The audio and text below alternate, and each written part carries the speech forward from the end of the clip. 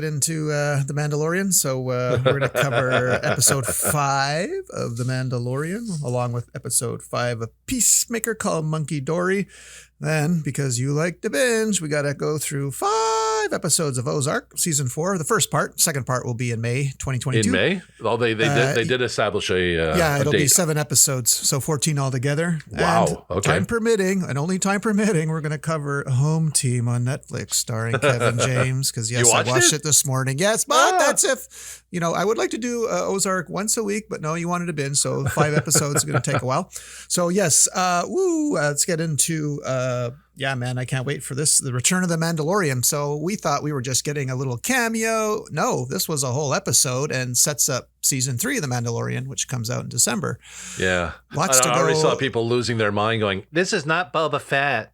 Oh, yeah, well, come on. We knew he was coming, but this is, for God's sakes, from the beginning when seeing him wield the Dark Saber, oh my God, Well, obviously this is a sort of like intro to season 3, right? Oh, yeah, well, it sets everything up. He's going back to Grogu. I can't wait to see Grogu in Mando armor, for God's sakes.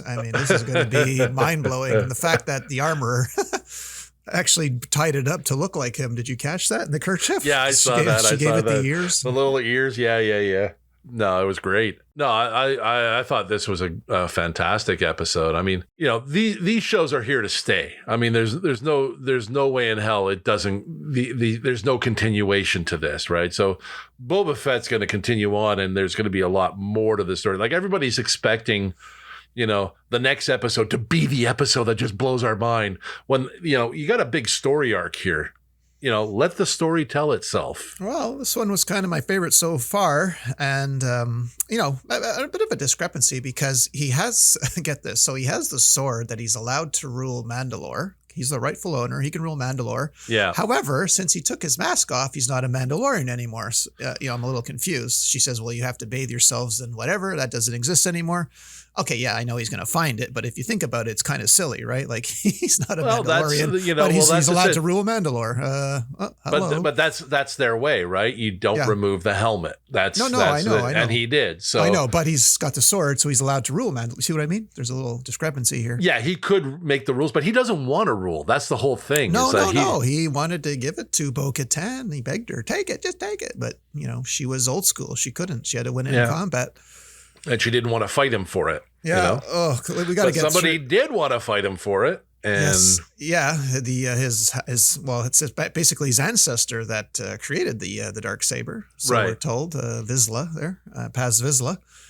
And he loses, and we find out that they're kind of copying Rebels because he said the sword's getting heavier with every move I make, and it's actually a kind of like a force thing.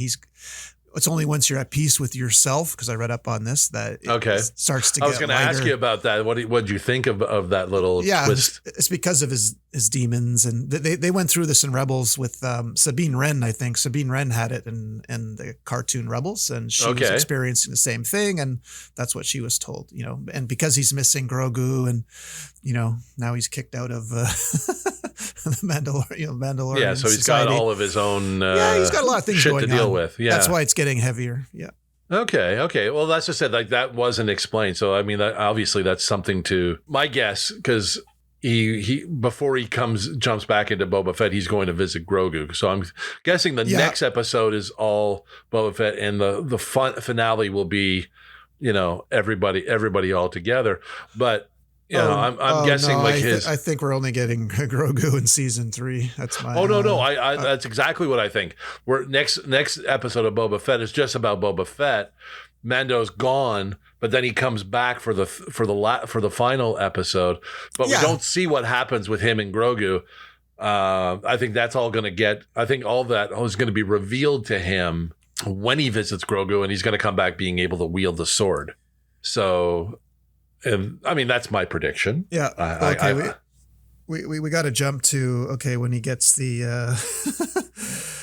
people lost their mind a bit when he got his new ship there. So we got to talk about the Naboo Starfighter. There's so many nods to the previous. Because I'm dying because this episode's called Beggar's Canyon or Bust. So I know we haven't seen Beggar's Canyon since the Phantom Menace. And there was a womp rat there. Yes, that's what I'm saying. So for those of you who don't know, I pulled the quote. Luke says to Biggs Darklighter, "It'll just be like Beggar's Canyon back home." And then just before the Battle of Yavin, he said, "I used to bullseye womp rats in my T-16 back home. Exactly. They're not much bigger than 2 meters." So this had both. And I'm like, I know. It was great. I'm like sitting there like going, I squealed. I literally squealed. Yeah. Kind of a strange choice because we all wanted to see him in a Razor Crest substitute. Nobody was thinking Naboo Starfighter, like at all. But yeah, the thing was fast. You know what? I mean, you can't deny the speed. He got away from the X-Wings. If you remember, because I just rewatched season 2, The Mandalorian, it took him a while to lose the 2 X-Wings in the first place on that snow planet. The Razor Crest, yeah. Yeah, but this time, pew. Yeah. And there was a bit of a Luke Skywalker nod there. I didn't know this, but I had to look it up. Well, you had one pilot played, of course, by the Canadian actor there. Yeah. Paul Seung-Lee. The other guy, he was actually the Carson Teva. He was actually the stand-in for Luke Skywalker in the last episode of the Mando. Oh, really? That was his Mark Hamill's body double. Yep. So they stuck him in there as an X-wing pilot. Hey, keep it all in the family, right? Yeah, and one more, because, first of all, we found out that Jawas are furry and she slept with one. Okay, I don't want to trying not to get that visual there, but too late. But when he asks them to find a cryogenic density combustion booster, that's, you guys know that as that long pole, that Luke Skywalker used to prop open the walls of the Death Star's trash compactor. That's the exact same thing that Luke used. So that was like, Yeah, no, for me, when they were like, okay, he's getting a Naboo Starfighter, and like, okay, who wants to be in that little tiny cockpit for so long? Like the Razor Crest, you can move around. I mean, I'm claustrophobic, so for me, like, okay, I don't want to be. Grogu had his own room in the Razor. Exactly. There was different floors.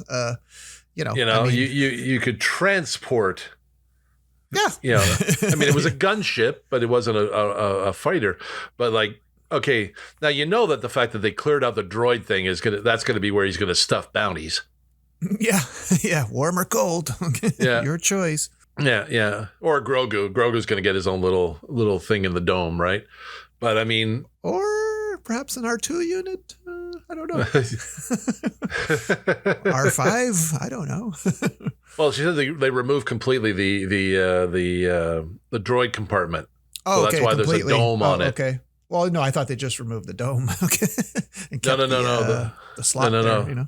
No. That dome is makes it like a secondary, I guess you could say, seating area or whatnot. Oh, okay. But watching the fighter go, that was something. I mean, it's like. You could tell he was kind of enjoying it. Like he played it up that he was enjoying this, Like I'm just glad he didn't start spinning like a little Annie did in the Phantom Menace. Yeah, spinning. Yeah. That's what I'll try, spinning. Yeah, that's a good move. But like you said, when he was encountering the X-wings, and he's like, and he goes, "Did he just jump to hyperspace from still?" No, he's just that fast. Well, we got to go. Do you really want to fill out the paperwork? Yeah, exactly. Oh, paperwork. No. There's even paperwork in a long time ago in a galaxy far, far away. Yeah, no kidding. By right? the way, what time is that? Long time ago, far, far away. Anyway. Yeah, but I mean, no, everything about it. I mean, just even the rebuilding and you got to love the mechanic. Like she's fucking hilarious.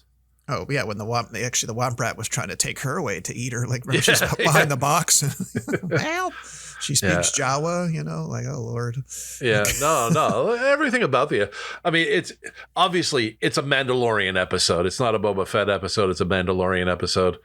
It would have been nice if season 3 and this was concurrent, and then you could jump back and forth, which would be great. Yeah. But hey, you know what? This worked out so nicely. You got a glimpse as to a little catch up as to what's going on with Mando, and then now I think the next 2 episodes of Boba Fett are just gonna. This is what everybody's been waiting for, because I mean there's only 7 episodes, right?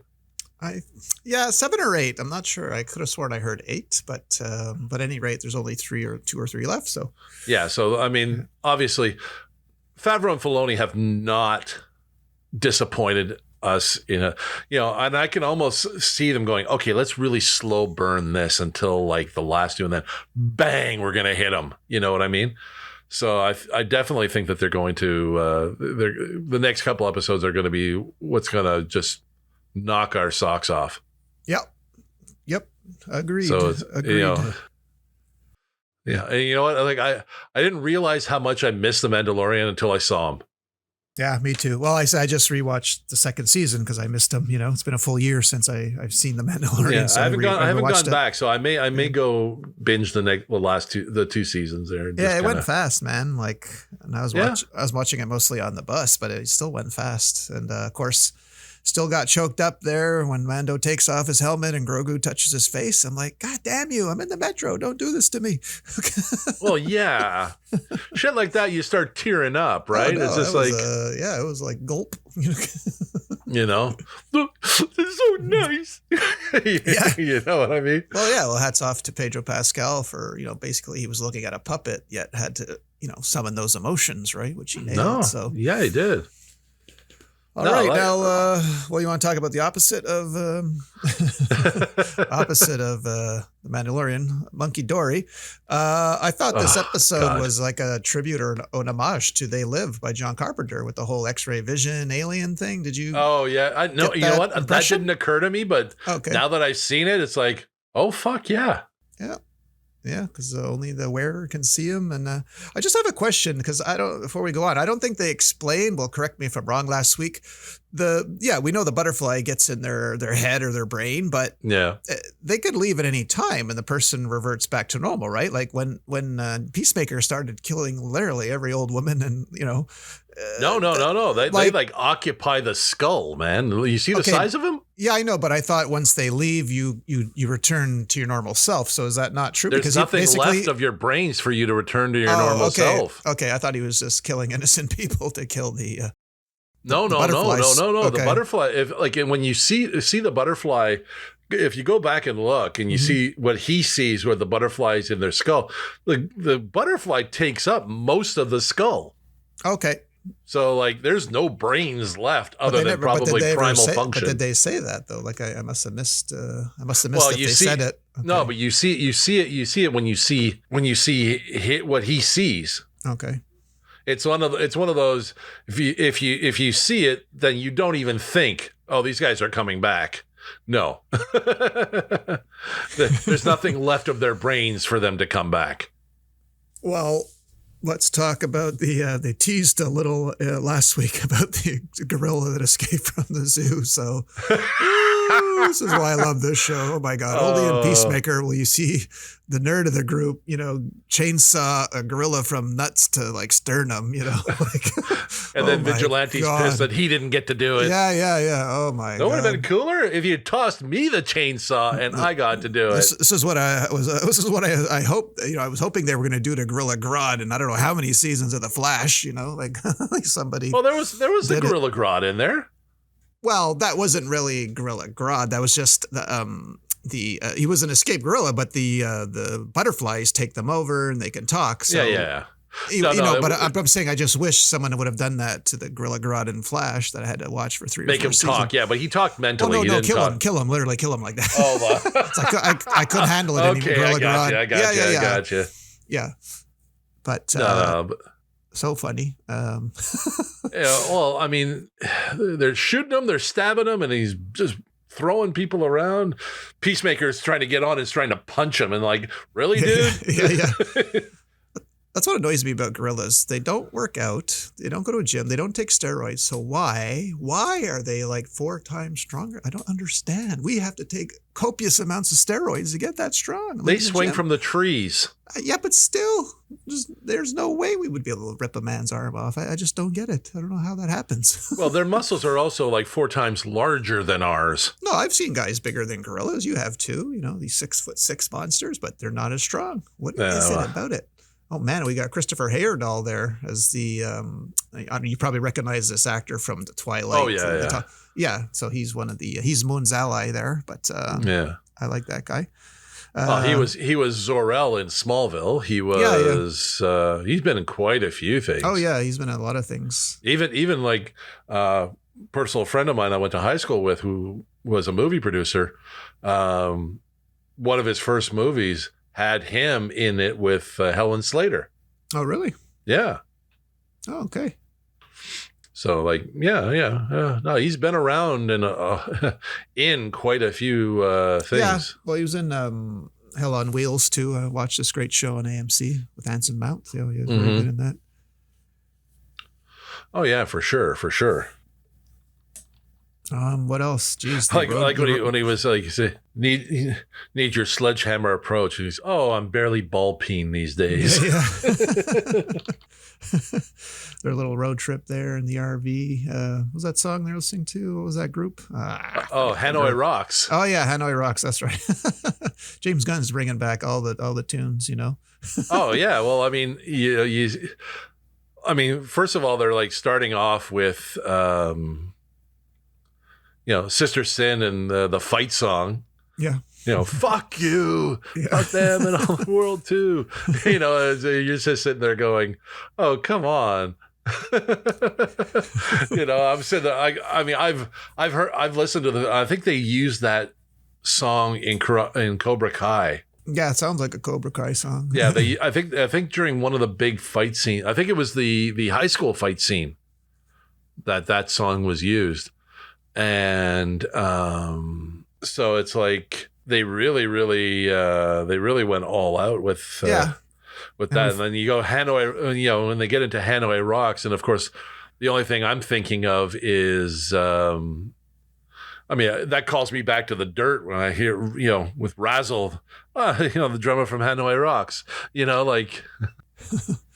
So I'm sitting there like going, oh, geez, it's all connected. It's all connected, Well, speaking of the connection, we saw the article. So we find out Peacemaker actually fought a Batman villain, probably the worst one of all time, Kite Man. Yeesh, I had to look this guy up. Yikes. And it was literally kites. Okay.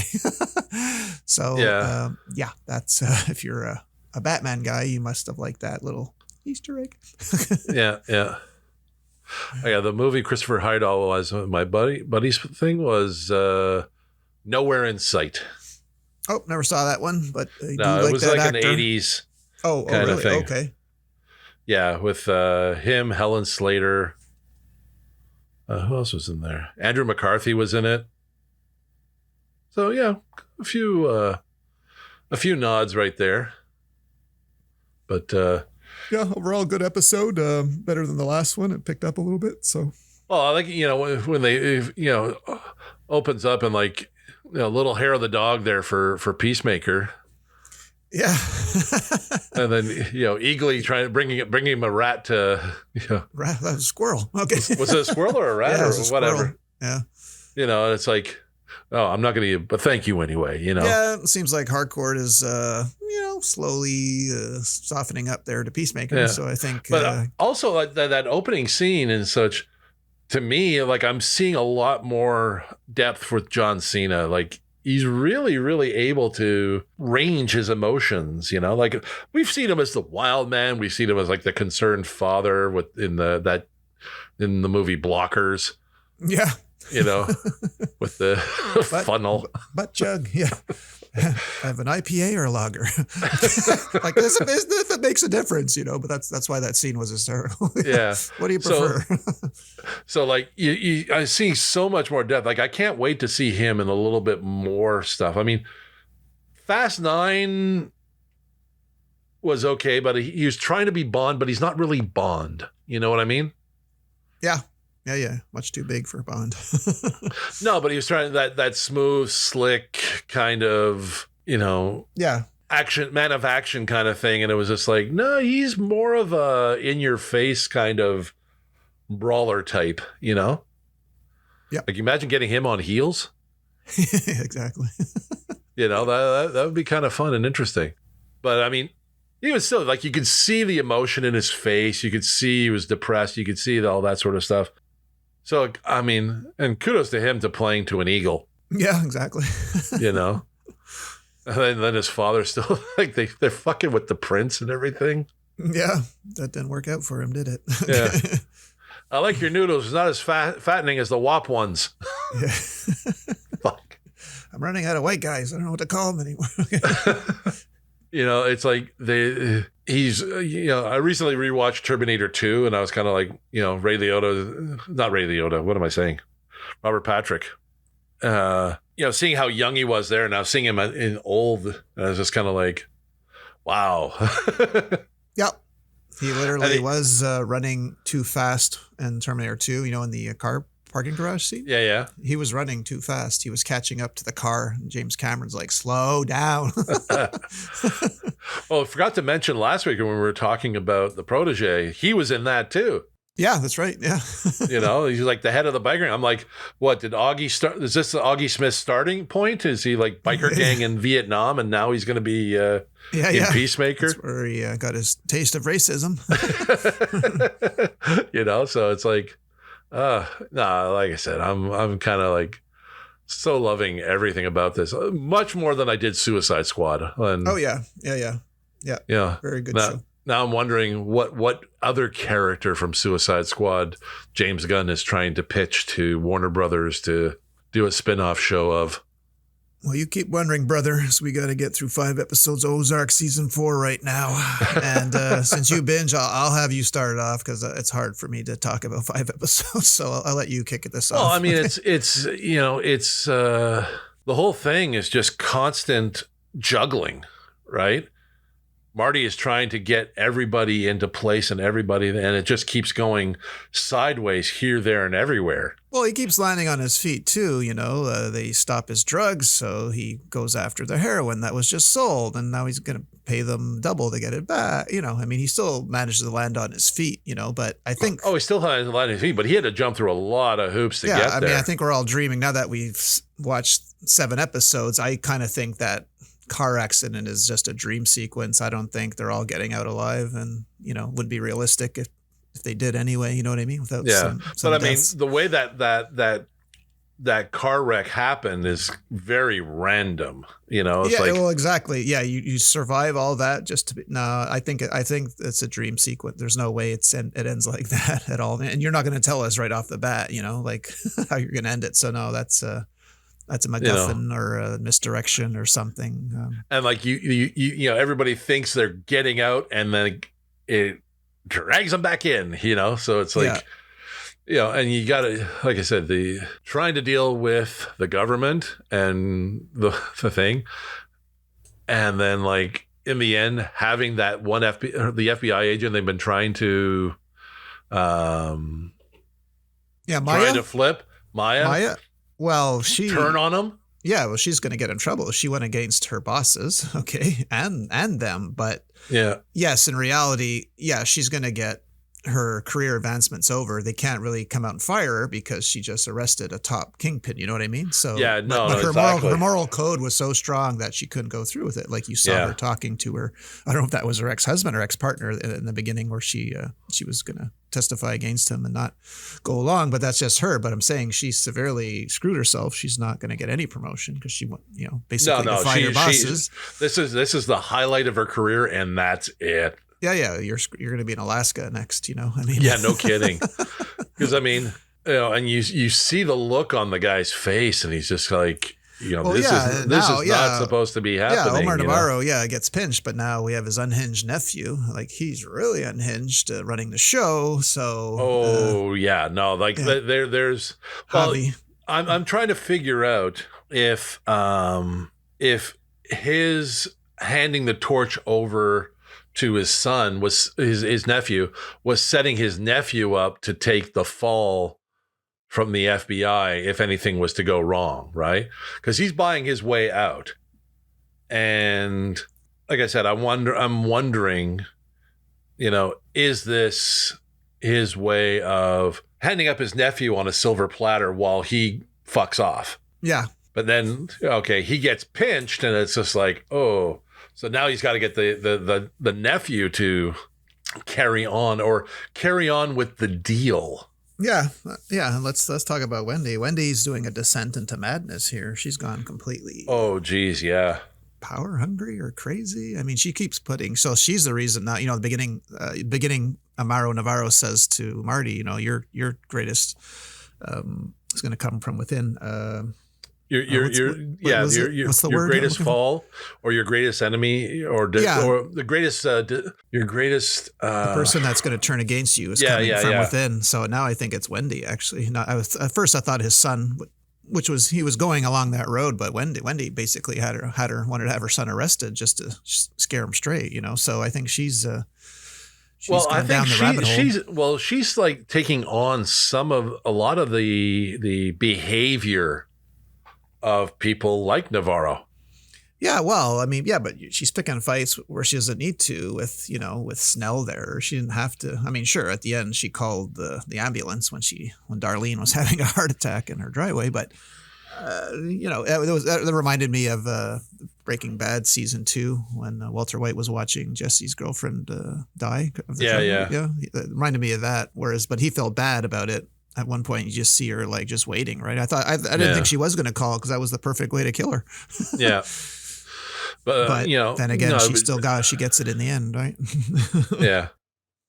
Which kills Ruth's cousin. Wyatt, and that scene. This is why Julia Garner from the start I said was going to win the Emmy, and she did, and she's going to win it again. That last scene where she comes in with the shotgun to Marty and says, "Who did it? I know you did it." And then I know. Calls Wendy a cunt. And, oh boy, primal scream. Like. No, that was like I said. When we talked about it last week, like, she always looks like she's on the verge of losing it. Either angrily or sadly, she's got that turned down mouth, and it was like she's either going to blubber or tear your head off, one of the two. Well, she's on the warpath now. Well, that's just it. It's like, okay, is she really going to kind of go after this guy? Is she really going to try and? Yeah, technically she could. I mean, the guy's surrounded. You know what I mean? It's not the smartest thing. I love Ruth, but going after head of a cartel with a shot, I mean, you should not be able to get within, a mile of him. But well, considering he'll pull out a pistol and shoot you from yet this guy seems to be working on his own, right? He, as far as I know, he didn't show up with any muscle when he killed Snell and Wyatt. I mean, well, he didn't show up with any muscle when he killed the sheriff either. Yeah, exactly. So he is his own crazy train right there. Yeah, but shooting. I mean, not to think that she doesn't deserve a bullet to the head. No, she did. And well, I mean, first, no, she didn't have to kill Wyatt, but of course he's stupid. He had his way out. He could have left with Ruth. He'd still be alive, him staying there. Well, I mean, Javier, for obvious reasons, can't have a witness. So, and Wyatt, wrong place, wrong time. Sorry, amigo. Pop. And he said sorry. You were just, he did. You were here. Sorry, whoever you are. Yeah. Whoever you are, I'm sorry. But just pop, and it's like, whoa. And then of course, you got Ruth kind of just losing her shit. But like now, I'm kind of like, okay, she's got Zeke now. So like, how's this going to turn out? She didn't even give them to Marty when she stormed off. He was still in the car. Yeah. So it's like, okay, we baby's first drive-by. Oh, it makes you wonder. So like, okay, are they going to, does Ruth just try to go on with the money that she has and have the family she never really could have before, or is she just going to go off the rails and go after these people? It's like, because one thing I notice about Ruth is that Marty's rubbed off on her quite a bit. Yeah, those two started working together again. She starts realizing there's a smarter way to do it, and especially when they were trying to when she was trying to streamline the Snell operation, and Mama Snell was just kind of like off her rocker, going, "I'm not doing this." Yeah, exactly. I mean, and she knows how to do it. I mean, Well, she had to go. She kills the KC mob boss like it's nothing. Like, okay, you guys go dig a hole. Like, what? You kill a major cartel member. You kill the KC mob boss. I mean, Jesus Christ. Yeah, you lost it longer than you should just have. Take that shotgun away from her. Yeah. So if someone gives her any back dog, pulls out the shotgun and boom. It's like, Well, it's going to be a long wait till May, my friend. Oh, it is. It is. I'm really chomping at the bit to see how this ends. Oh, I mean, that might require a binge, when it comes out, because I don't want to wait. See, that's why I was saying last week when I was like, I got to the end and there was like 7 episodes, and I was sitting there like, did they end it like that? So you mean if I would have told you that was only part 1, you wouldn't have binged? Liar, you would have. No, I would have. I still would have binged it, but I still would have thought, that's the ending. That's the ending they chose. What the fuck? Like they're not out of it yet. There's so many loose ends. Like, really? Like, no, I want to find out what happens next. What the fuck? Well, we shall wait till May, my friend. So in case I change my mind, we'll start Home Team now on Netflix, starring Kevin James, based on the true story of Coach Payton from the Saints, who put bounties, infamous bounty scandal, put bounties on players. So he basically gave money to players who took out other players. Yeah. Other players. And then, I don't know how much of the story is true. Like, did he really go coach? I think he did co-coach his son's team. Yeah, that was true. That was true. Reconnect with the son because he was always away in New Orleans, and they were in Texas, I think. In Texas, where football is. Yeah, so it's a Happy Madison, so that's going to mean Taylor Lautner. It's going to mean Kevin James's real life brother, who was actually pretty funny with the bicycle. But to me, the funniest part of this whole movie was the kid, the center snap, who constantly was getting drilled by the place kicker who couldn't kick to save his life. And well, he could kick. He just got getting flustered by a girl. Well, yeah, that whole thing. But no, but then at the end, the last kick of the game where the camera's on him face from the ground. Yeah. He's wincing. He's getting ready for it. And he realizes, he opens his eyes. He's not going to get kicked in the butthole, Yeah. And ordering pizza. Of course I want stuffed crust. What kind of question is that? Yeah. Well, that kid was also on Mighty Ducks too. Oh, was he? He was a Mighty Ducks game changer. And he had a bit of the same kind of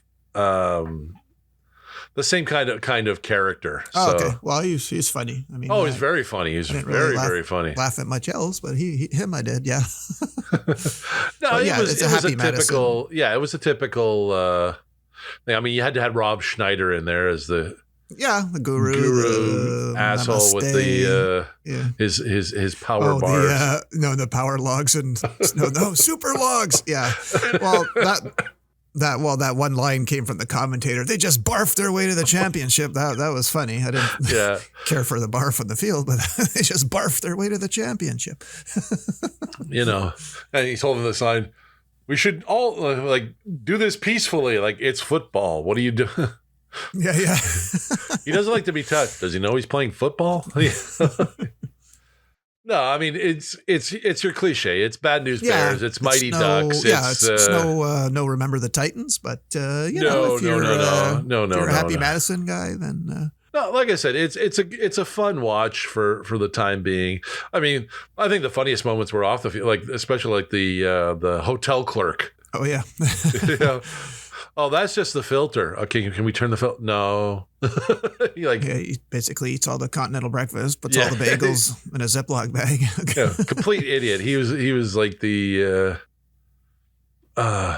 caddy in Happy Gilmore. They always have to have one of those kind of characters. So, like I said, he's just the idiot you just want to smack because he's an idiot. But like I said, it was a good movie.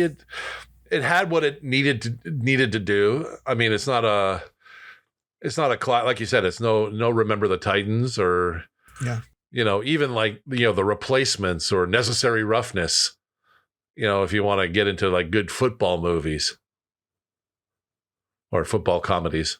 Yeah, that's why I thought it was the right length to the movie. I think an hour and a half. So yeah, no, it was a short and sweet and away you go. I mean, it was about it was about Kevin James's character's redemption, right?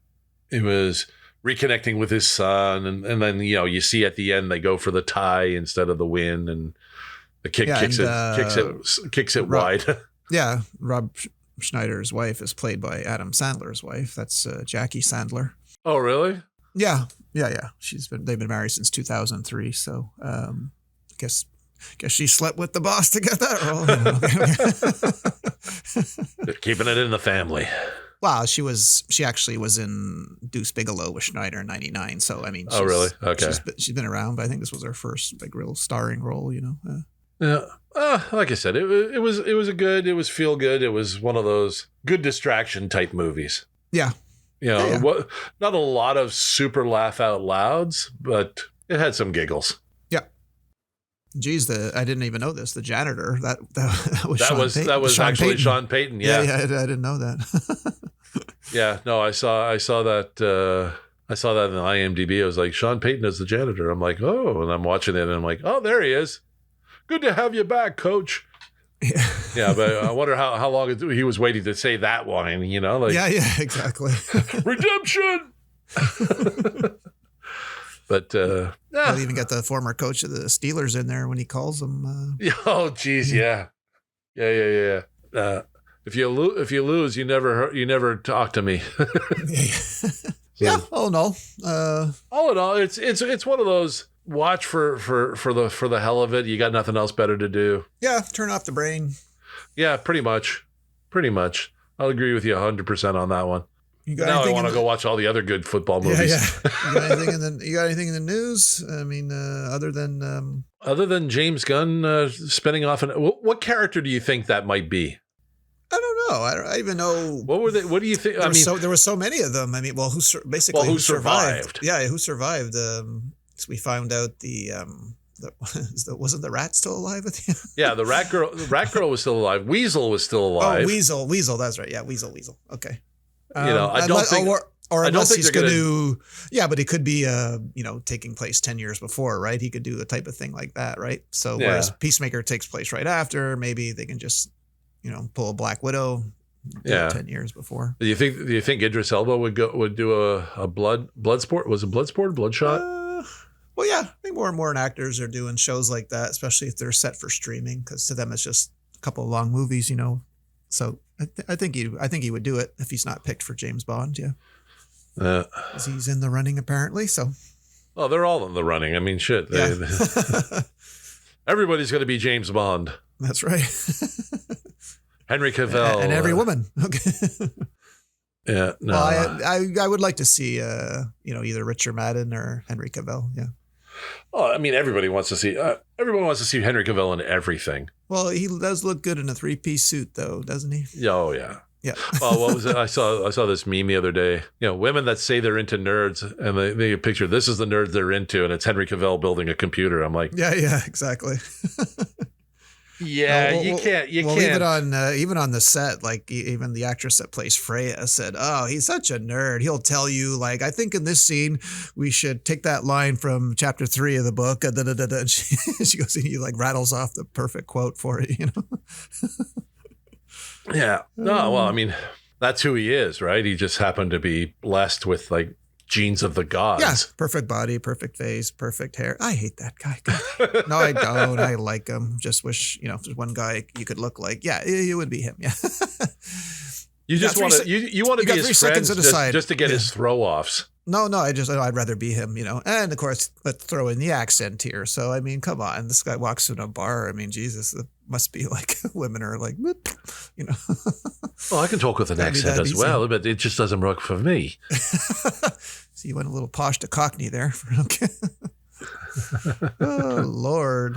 Yeah, other than that, I don't. Well, what have we got coming up? I mean, there's some stuff that's coming up next week. We have Pam and Tommy, and then we'll have Pam and Tommy should be interesting. Jack and Reacher. Jack and Reacher comes out on Friday. Reacher? Sorry, Jack Reacher.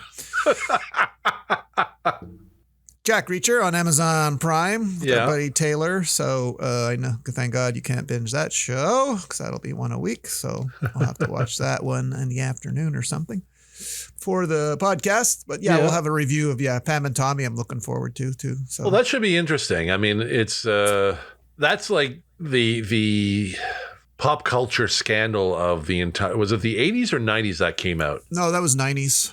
Yeah. So, you know, everyone and nobody's remembers really told a story about that. Everybody's had their the guy speculations. that stole it is now denying it. This handyman, you know, he's denying it. In 2014, he said it was him. Now he's denying it. So they've said, Pam and Tommy said they never got money, not a dime, but I kind of think they did, you know, but. Well, I mean, Pam's in the news for getting divorced from her sixth husband after only 1 year. So, you know, but I think she's always maintained it was stolen. They didn't put it out there, you know, quote unquote, like Kim Kardashian did, you know. Oh, that's how Kim Kardashian rose to attention. Exactly. I mean, and why shouldn't she? Filmed her banging a third-rate rapper, and next thing you know, she's like, if this was an queen accident, of the world. Why were you putting on makeup before you did it? You know what I mean? Yeah. You know, they built $1 billion empire on that perfect butt. Yeah. yeah. You know, I mean, the Paris Hilton one had its notoriety as well, but I don't think it went that much further than One Night in Paris. Yeah, that was basically shot in infrared or infragreen, whatever. But I mean, I think the Pam and Tommy one, I think after the lawyers and everybody got in, I think, well, if this is out, it's out. Let's get a piece of it, you know? Yeah. I think they did. They just wouldn't admit it. That's all. Yeah, exactly. So anyway, 1999. Yeah. I remember seeing the advertisements for that. That was so funny. Everyone remembers where they were when they saw it, right? They couldn't believe, like, what? Okay. Yeah, no kidding. This was at the height of her beauty, right? I mean, if you're if you're into that, you know. Well, I think that was what was out at that time? I think Barbed Wire was out at that time. Yeah, I think so. Yeah. Yeah. Motorcycle riding Pam Anderson, stripping. Barbed Wire. Yeah.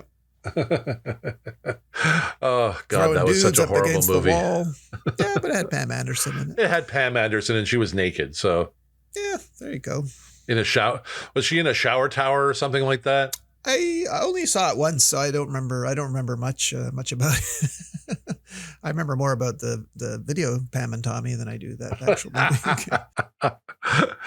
Yeah, I remember the scene on the boat. I remember the scene on the car. I remember the scene. She was saying a lot of embarrassing stuff in that video. So you know, she's like, oh, she's grabbing his hog in the car. She goes, oh, mommy's a lucky girl. She was like kind of talking to her future children, like, and she's like, and she catch herself. Wait a minute, why am I saying that? You know?